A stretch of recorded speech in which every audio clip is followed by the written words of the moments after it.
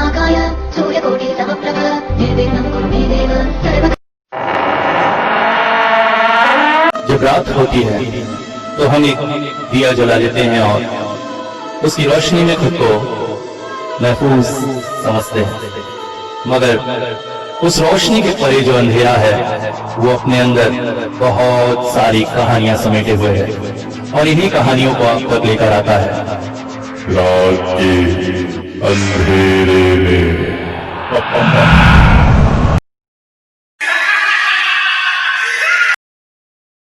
आज रथ यात्रा का दिन था।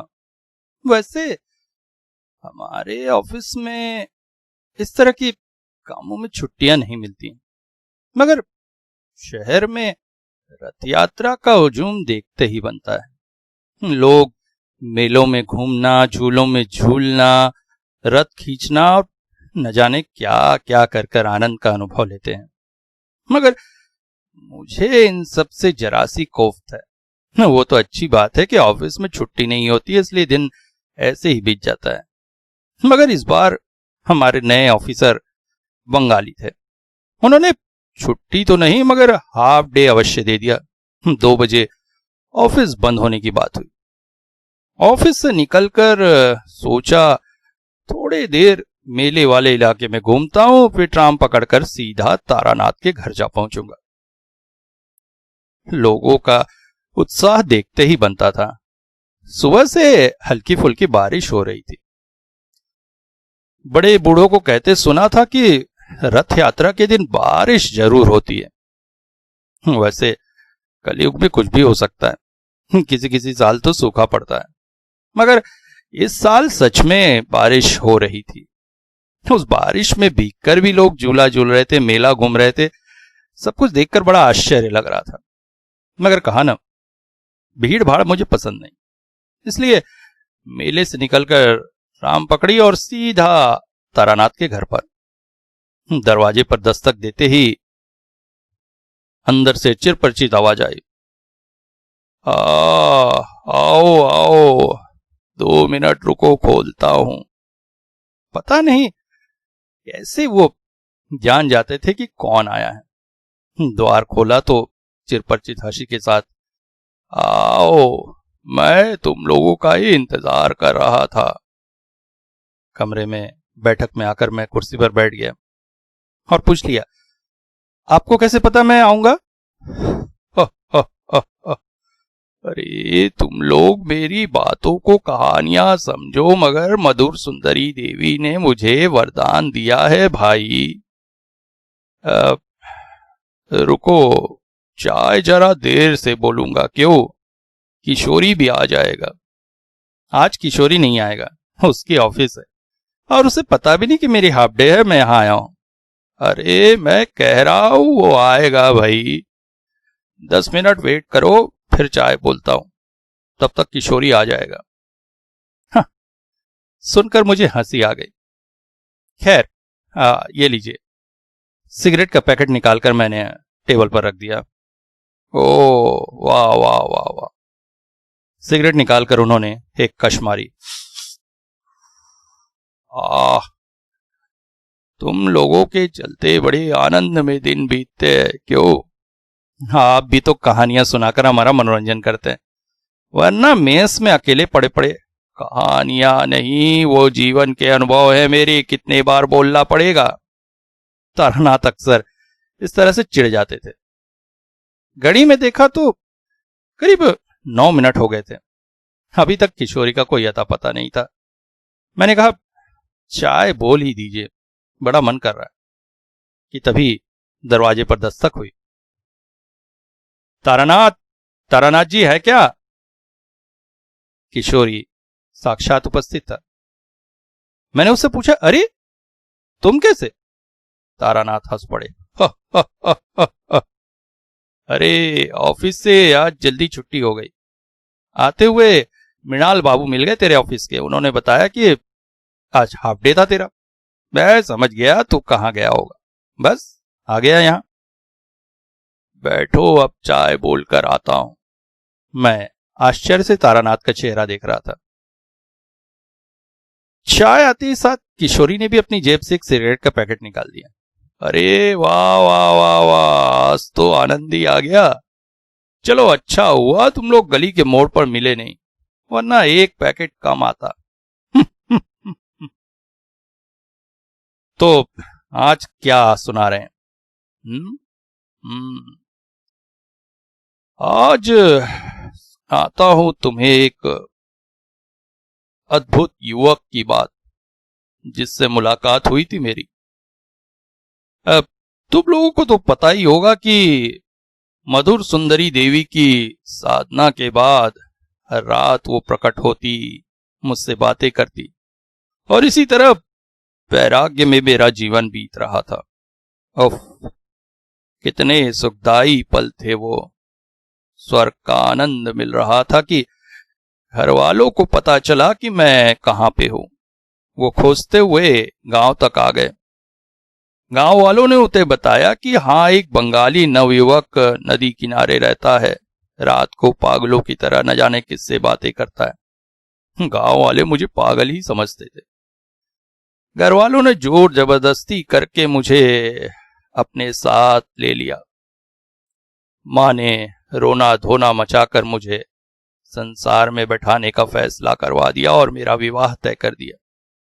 इसके साथ ही मधुर सुंदरी देवी का साथ छूट गया, क्योंकि अन्य स्त्री के जीवन में प्रवेश होने पर वो और साथ नहीं रहती है जब तुम उन्हें प्रेमिका रूप में साधना करते हो।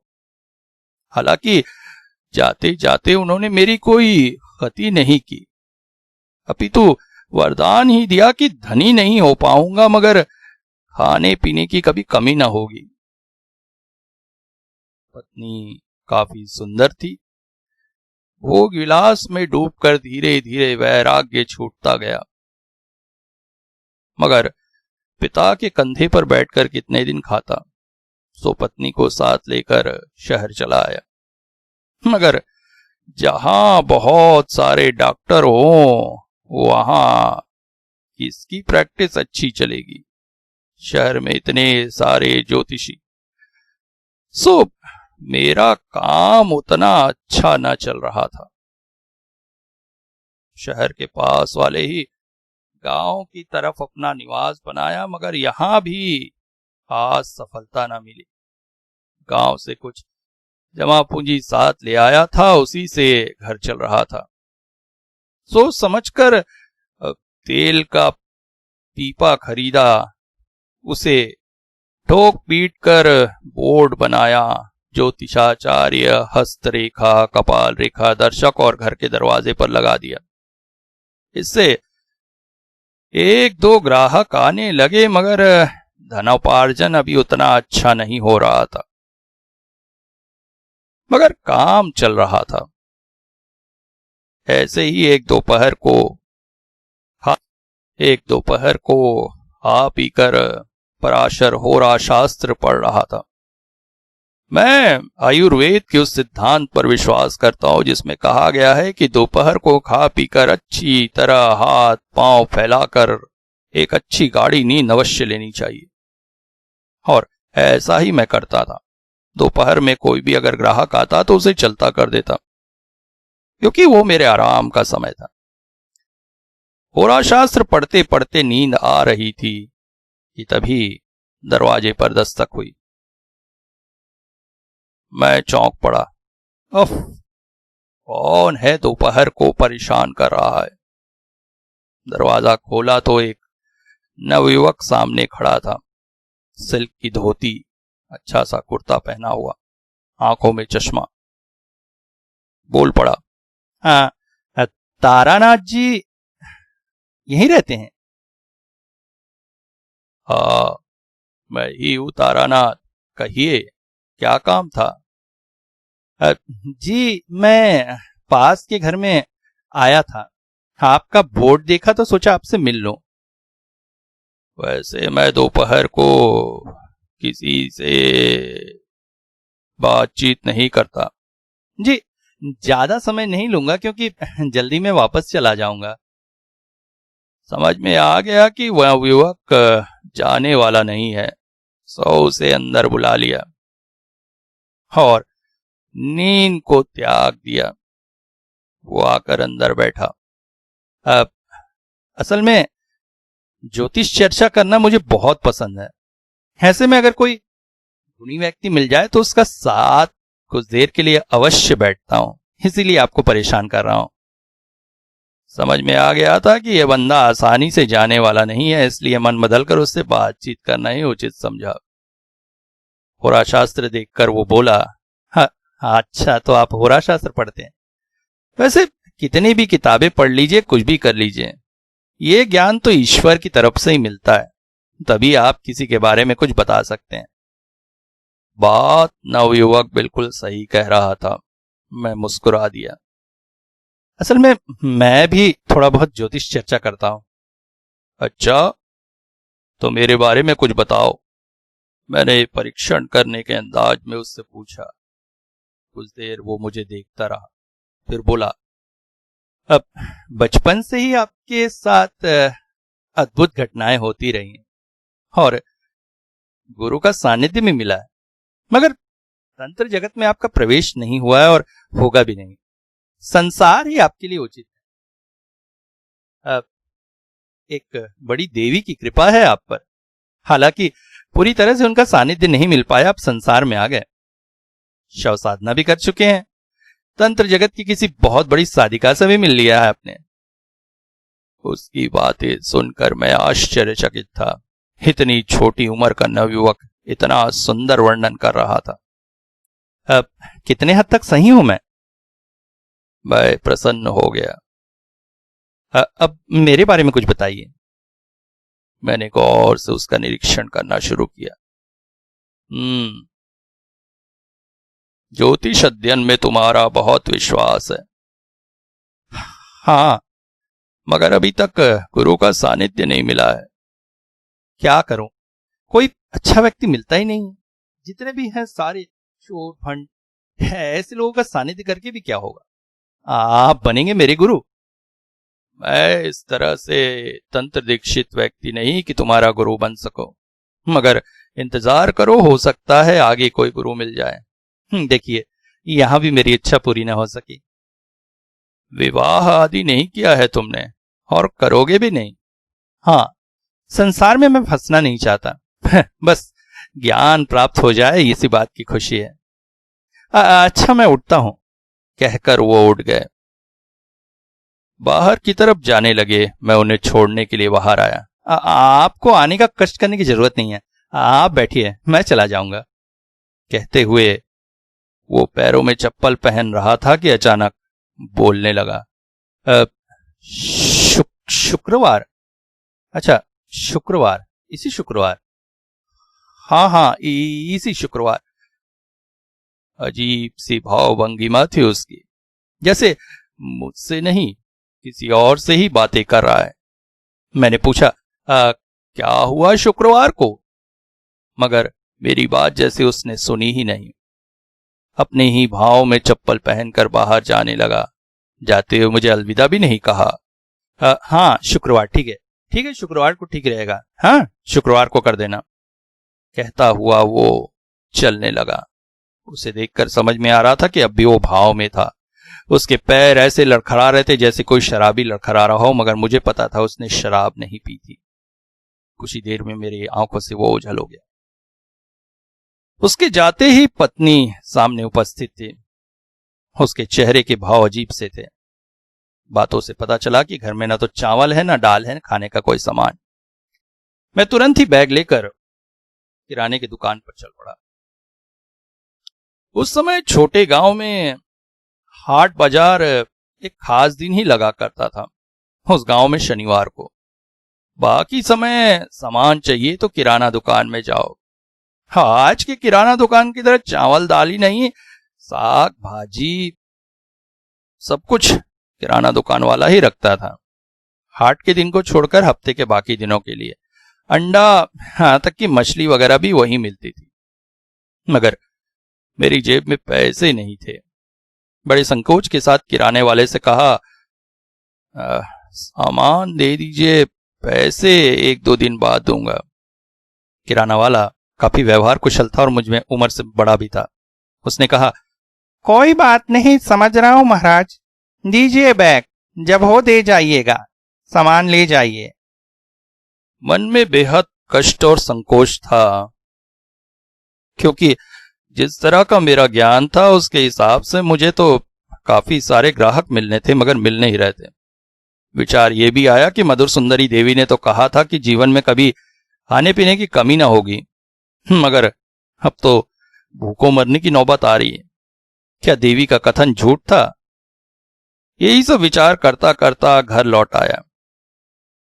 कुछ दिन और बीते और आया शुक्रवार का दिन।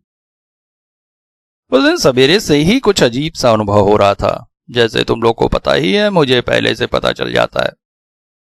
दोपहर के करीब एक कौआ घर के पेड़ की डाल पर आकर कांव कांव करने लगा।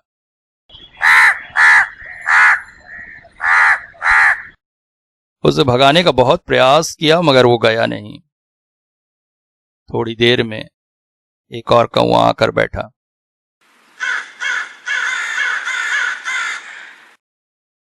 उसके मुंह से कोई चीज आंगन में गिरी। उसके बाद एक और, फिर एक और, दोनों के मुंह से कोई चीज आंगन में गिरी। मैं आश्चर्यचकित हो गया। पेड़ के नीचे जाकर देखा तो जो चीज गिरी थी वो चमक रही थी। झुककर जब उसे उठाया तो खून लगा हुआ सिक्का था 10 रुपए का।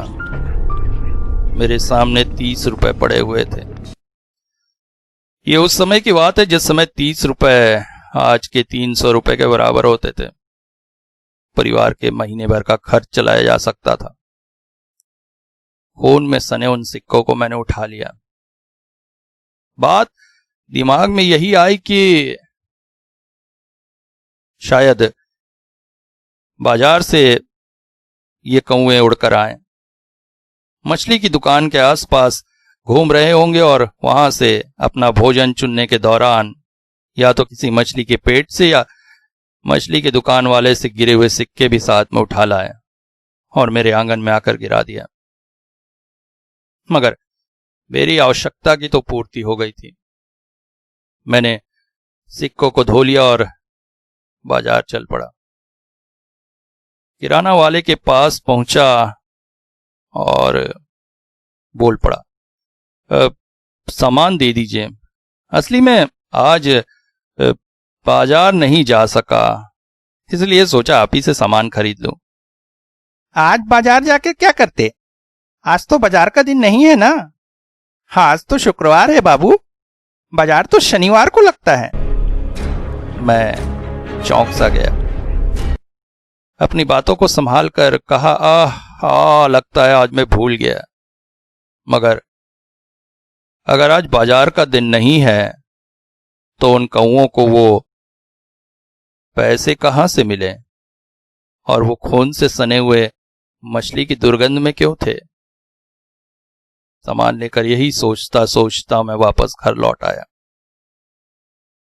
मगर इसके बाद अगले शुक्रवार को भी ठीक वही घटना, वही 3 कौए और वही 30 रुपए। इस तरह से करीब साल भर ये क्रम चलता रहा। फिर किस्मत बदली, मेरा काम ढंग से चलने लगा, परिस्थितियां सुधर गई और धीरे से उन कौओं ने आना बंद कर दिया। मगर अजीब लगता है, 1 साल तक उन 3 कौओं ने मेरा और तुम्हारी काकी का भरण पोषण किया था। ये सुनकर कोई विश्वास नहीं करेगा, मगर तारानाथ के जीवन की कहानियां कुछ अलग ही होती हैं। कहकर तारानाथ चुप हो गए। मैं और किशोरी एक दूसरे का चेहरा देख रहे थे और उठकर हम वापस मेस में चले आए।